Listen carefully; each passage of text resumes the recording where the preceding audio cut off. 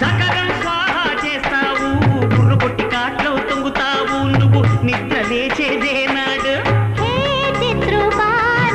నిద్ర లేచిన వేళ అందమే అనంతం శవగణ భూతగణ వాసనలతో క్రికెటోడ నీతో పార్వకట్ట ఉంటదో గంగ ఎంత ముట్టుకుంటూ తెగులుకుంటదో హే నీలకంఠాలమును గ్రోలెదవయ్యా ఇయగా శుచి రుచి ఉన్న చోట ఉండవంట నీకు పచ్చి మధ్య మాంసాలంటే ఇష్టమంట